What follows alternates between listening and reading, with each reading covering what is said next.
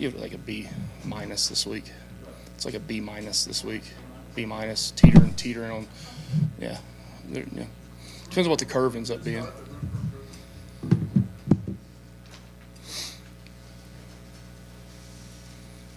That's the countdown. All right.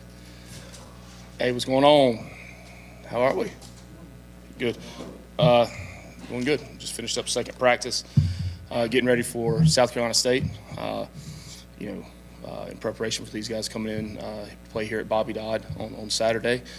Excited to be home in the stadium, and after a good crowd and really good atmosphere last Friday night at the Benz. Really excited to get here and play at our stadium and be able to run out of the tunnel with the team. And it's exciting to play South Carolina State too. And while talking about them, when I'm talking about their head coach, Coach Pugh is a legend in his conference, in his division, in his level of football. He finished up his 22nd year at his alma mater, and he'll be retiring after this season. We were privileged to play them many years ago when I was at UCF, and gave us a dogfight. I mean, his teams are well prepared. They play hard. They've got some good players on their team in spots that we'll have to be aware of. But again, I wanted to make sure I noted that in his retirement. And it's an honor to be able to coach against him on his final ride as the head coach after 22 seasons there at South Carolina State. So, hitting the field today, we started on Sunday night and started with corrections and then get into the game prep some, and then back out today with a full pad day, and really building on the things that were good and continuing those things going, and correcting mistakes and the things that we've got to build. We've got to correct them and you got to learn from, and that's what we've done. We've spent a lot of time today really focusing on ourselves and those mistakes. And look, if you allow it to, the most improvement can be made between game 1 and game 2. But in order to do that, you've got to be able to self-assess. You got to be critical of yourself individually, collectively as a unit, and then myself collectively as a team. And that's what we've been able to do is spend really the day Saturday and then to the latter part of the day on Sunday, doing that and being critical. From the small things, individually, player-wise, to position group, to each side of the football, to then collectively as the entire team, and that's what we've been addressing. And then at the same time, you want to continue to build on the things that were done well, and the speed we're able to play at, the spurts we're able to have on each side of the football, some of the situational football that was good. You have to continue to build on those things, otherwise you lose sight of those. So that's the challenge, is being able to do both of those, and the self-assessment to make sure that those things are taking place. So again, like always, we're not going to dwell on the past of past games, especially one from Friday night. And we've had that extra day in there to get those things cleaned up, and it couldn't have come at a better time after game 1, now going into the second game of the season and getting ready to hit a good run. So with that, open up for any questions. I know you don't like talking about injuries. I was just curious if you had an update on any of the guys, particularly Sylvain, that looked Yeah, tough. He'll have another checkup tomorrow, so probably should know further after that. But he was out there and suited up today, but we'll see tomorrow. And that's usually the way we work it. We want those guys, if they're going to play on a Saturday, to be able to practice on a Wednesday. So we'll see with that moving forward. Other guys, everyone else is fine. Was back out practicing today. Coach, what was the impact on 7 explosive plays that you think you could carry into game 2, keeping the offense and the continuity going with those big pops? Yeah, and that's what we have to do. That's talking about the things to build on. That's definitely one of them. It's a football in general, but especially college football is a game of explosives. Who can create and generate explosives, and then who can limit those? So finding out the ways we were able to create those. The way we've got to continue to do those, play complementary football at the same time, and then on defense, breaking down and saying, okay, why did the explosives occur, and being able to adjust and fix those things that we're able to limit them on that side. So now you're talking a swing of a couple hundred yards when you start to look at it that way. So that's what we've been working on. We've got some explosive players on offense now. and continue to get those guys in the swing of the game and get the ball in their hands. You lost a couple players and you made some changes along the offensive line during the game. One of those was the freshman, Ethan McKinney. What did you see from him, and do you feel like we could see him again this week? Yeah, you'll see him again this week. He's a he's a very talented young man. Ethan is a guy that we've had in camp for several years. I've known him for a long time. I've known his family for many years. Super talented guy that has really grown into his body. 290+ pound guy now. I remember the first time having him in camp, he was about 225 pounds, about 6'5", running around. I said, if this kid can ever grow in his body, he's got a chance. And lo and behold, he certainly has. He's going to be a fine football player. He really is. He plays the game the right way. When it had an opportunity to get in the game, thought he might before the game, but didn't know for sure if he would. Opportunity presented himself, and he ran with it. The moment was not too big for him at all. He was as dialed in and locked in as if he would, had started, 10, 15, 20 games up to that point. Are there corrections and things he's got to, get better at? Yeah, there definitely is. But for the first time out there, I thought he did a fine job, especially in the run game. He really did, did some good things. Behind him in the running game, he plays the game the right way. He's an O lineman at heart, and I'm saying that in a good way. So the more experience he continues to get, the better he'll continue to become. How did you assess the play of the defensive line Friday? Yeah, they were solid in a lot of areas in the run game. I thought at times we got high. Pad level started raising up and got them underneath us sometimes. There were some things on some stunts, some various stunts we had where we might have been a little slow getting to the gap, getting across. And then as a defense as a whole, we've got to continue to work on, disengaging from blocks and defeating the blocks. And that's all positions. Of getting the extension, finishing at the ball carrier. From a pass rush standpoint, too many times, the ball was coming out quick. He didn't. The credit to Louisville and the quarterback did a nice job of getting the ball out quick. But at the same time, we've got to be able to, hit edges and work edges. When we run the line games, be able to take those games and get vertical and penetrate, and as opposed to getting stuck on an individual blocker. Like I said, working the edges at different times, and a lot of that comes back to using our hands and continuing to get guys off of us, and that goes for everybody on defense, really both sides of the football.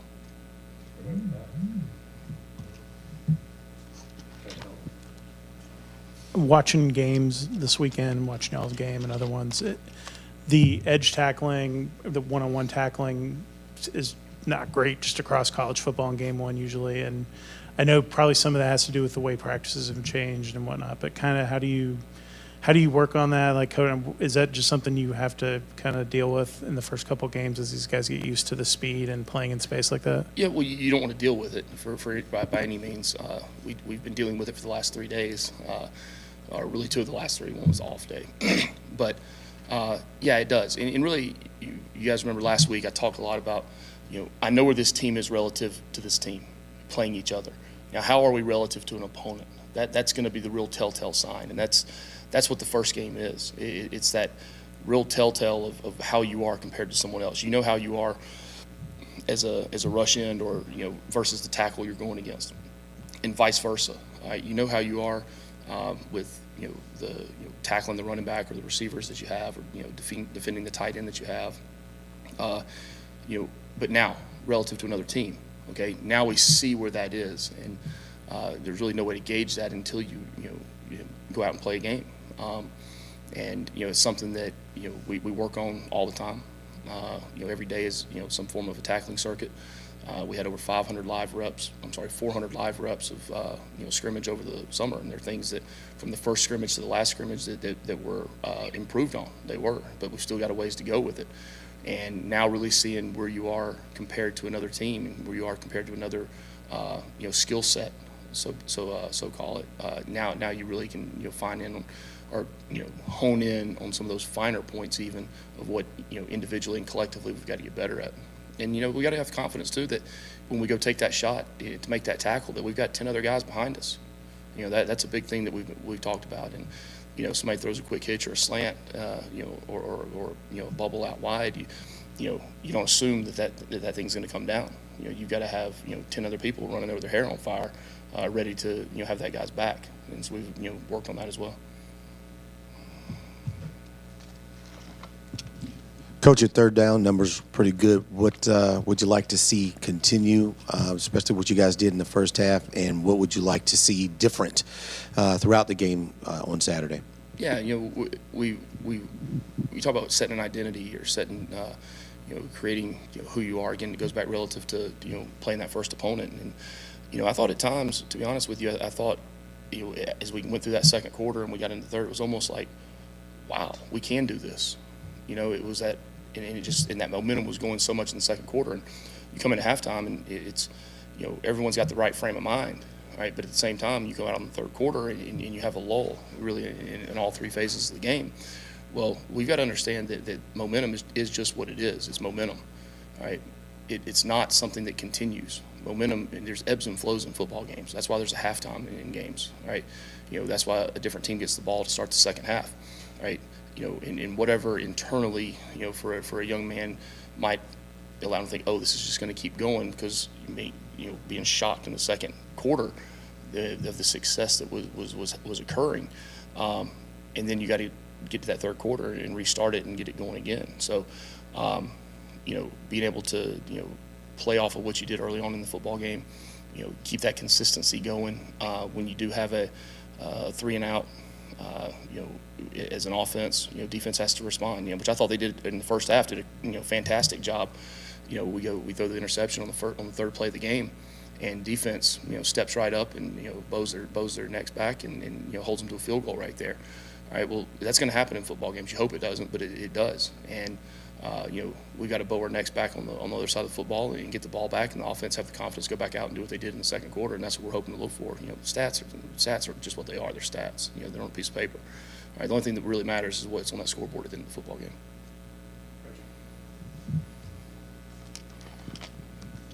Coach, what kind of issues does South Carolina State maybe present to you guys? And like you said, you got a legendary coach that's kind of going up against you as well. Yeah. Well, first off, as a legendary coach, it's always going to have a few tricks up his sleeve. Right? You can bet that. Offensively, they're going to run the football. They've got a couple quarterbacks that can make plays with their feet. They're going to try to get the ball on the edge with the quarterback. They got 2 freshman running backs, number 20 and number 22, both really good football players. One of them's a big, strong back, gets north and south. The other one, a little more compact, but has a way of doing some other things, slipping out on little slip screen routes, flaring out of the backfield. Some of the things that we've got to be aware of. On the defensive side of the football, I think they were 4th in the country in FCS last year in havoc plays, disruption, negative plays. They've got 2 guys on the D line, number 43 and number 34. They can cause some issues, and just schematically with their defense, they're penetrating up the field defense. They're going to try to get in the backfield. They're going to try to cause havoc. They're not going to play on their side of the line. It's a and they got a linebacker number 11 who has a chance to be an all-conference player for them. So there's a skill set there. There's things that we obviously we're aware of schematically on both sides of the football that we've got to address. And but going out today, it was about us. It was about what we've got to continue to build on, and what we've got to what we had to learn from and correct from the first game. Because if we can do that, now we have a chance to be able to go out and be successful and get the win on Saturday. I know you're pissed you lost the game, but it seemed like there was a lot to be encouraged about by what you saw from your team playing a good Louisville team. And just kind of what are, I guess, the positive takeaways that you take out of what you saw Friday night and can carry over into the next few games? Yeah, you have to. You have to be able to, you have to be able to come in on, the day after and make the corrections, and be level-headed about it. 5 years ago, if somebody told me that that's the way I'd be after games, everybody thought I was, they said I was crazy. But anybody that knows me, but you have to be. I mean, you're the rock of the team, of the organization, for the coaching staff. And I told the team, we're all pissed. The team was pissed. That they let one slip away. The coaching staff was. Right? But at the same time, you wake up and I think there were 48 games involving Power 5 teams this past weekend, and Sunday morning, or actually by this morning, 48 people think they're winning the national championship, and 48 think the end of the world's coming, and neither one's true. All right, so as the head of the program, you've got to make sure that one game doesn't lead to 2, doesn't lead to 3, doesn't lead to 4, and we do take the positives. I mean, we talk about playing hard, playing fast. I thought the guys played hard. There's no consolation for playing hard, though. I think we look like a much faster football team. I think the way we've prepared, the way we've trained, really the entire off season and then through preseason camp with the same physicality, it shows. Right, that's something we've got to continue to do. We've got to continue to understand that preparation is the way that you end up playing.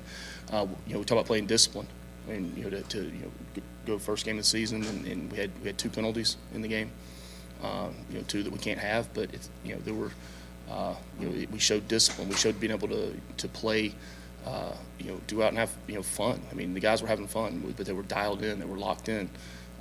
They played with the discipline. It's one thing if you go out and you play loose and all of a sudden there's penalties flying all over the place, and but that's not the case. I mean, they understand that there's a certain attitude and demeanor you have to play the game of football, and you can't be anxious and uptight, right? But you still have to play with discipline, and so we accomplished that.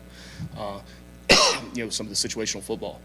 I thought if you look at statistically, which means nothing, but it means something when you carry over to how you're preparing and the things you want to build on. Third downs, defensively on third downs, did a nice job of getting off the field, offensively of staying on the field. Now some of those middle downs, the first and second downs, we have to continue to stay on the field. We have to get positive yards. I don't think we didn't have a lot of negative plays offensively, which has been an issue before. When you come out on P&10 drive starters, we're able to for a good portion of the game get drives going. I think we got a quarterback that can make plays with his arm and his feet. So that's a very positive. The running backs, we had 4 guys end up getting in there and playing, and then we found some young guys out there. We had some young guys that went out and played meaningful snaps, and we'll continue to play more and more meaningful snaps. So those are some of the positives, but at the same time, it's about building on those as well as it is correcting the things that didn't allow you to be successful and get the win. You look at, you look at the running back position.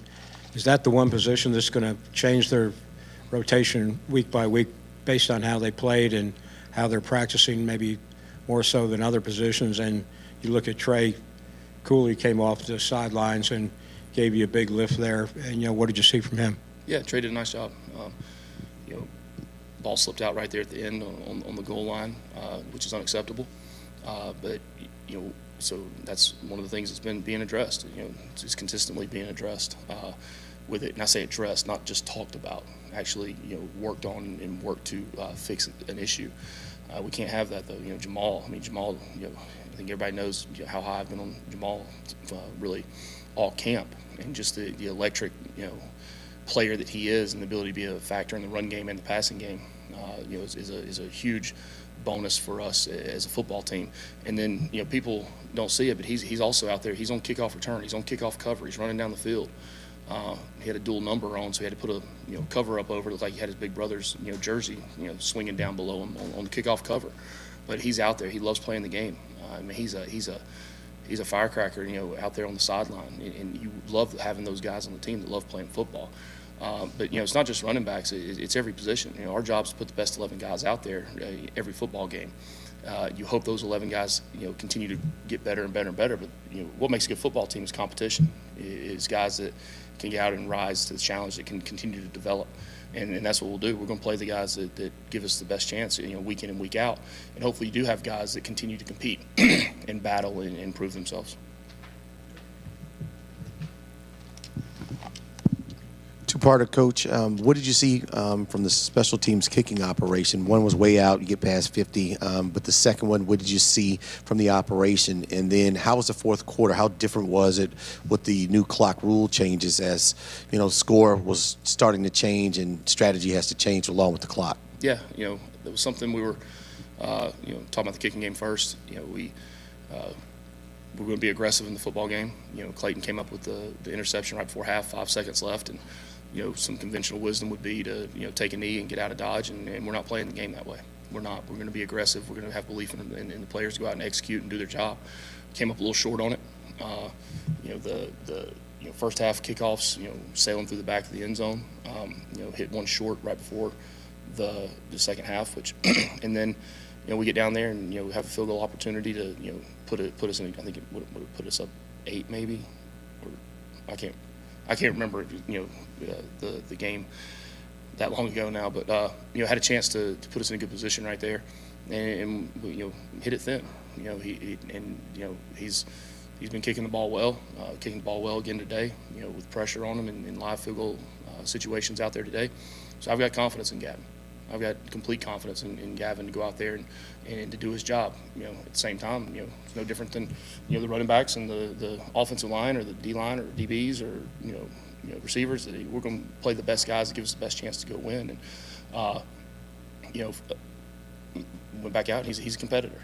He's going to go out and compete. He went out and competed today, and he's booming them. So I've got just as much faith and confidence in him as I did when I had him 5 seconds left in the first half to put that one through. So I thought the punt team, David Shanahan, put three balls inside the 10-yard line. Drive starting on the 9, the 8, and the 8. Much improvement there with him. And credit to the lot to Ricky and the scheme that we've been able to to really know all the ins and outs of in his scheme. Being multiple. Being able to protect but also cover. The guys did a nice job in coverage of getting down the field, understanding their coverage responsibilities and coverage lanes. So that was a big part of the field position game. We've got to continue that. We're playing a team that's going to come after the ball this week. It's on tape. That's what they do. So we've got to be good in protection. We've got to get the ball off. So what you did the last game is only as good as the next game until the next game. So, but I was really happy with the improvement that David had made. With the touch on the ball, the ability to understanding the situations and where the ball needs to go. So, as a coach, that gives you a lot of confidence. When you start getting the ball across the 50-yard line, and by the book, he starts getting those go areas. Well, it does factor in field goal. As a coach, well, what's the field goal line? Okay, now what's the sky punt line to get the ball down inside the 10? Well, when you got a kicker that can put it through the uprights, you got a punter that can put it down inside the 10. All right, that gives you a lot more confidence in that area of the field, especially when that clock starts rolling. And I thought the second half the clock showed up a little bit more than it did in the first. The first was there were some penalties out there that caused some delays on the clock, so you really didn't get into the flow of the new clock running until the second half. But we were able to say organizationally, operationally, as a team. Anytime you can have all 3 timeouts sitting there at the end of the half and the end of the game, your team's done something right as far as the organization and substitutions and those things, and it allows you now, when that clock starts to roll down, to have them in your favor. So once you're under 2 minutes, it's under 2 minutes, but it's that kind of 3 minutes and 40 seconds, 4 minutes, 3 minutes and 40 seconds, that time right there where it does, depending on how the plays, how the plays come out and the efficiency of the plays, where that thing does start moving a little bit faster. So, that we prepared for it, and I thought we were on point with it. All right. If there's nothing else, we'll go ahead and wrap up. Thanks. All right. Appreciate you guys. Go Jackets.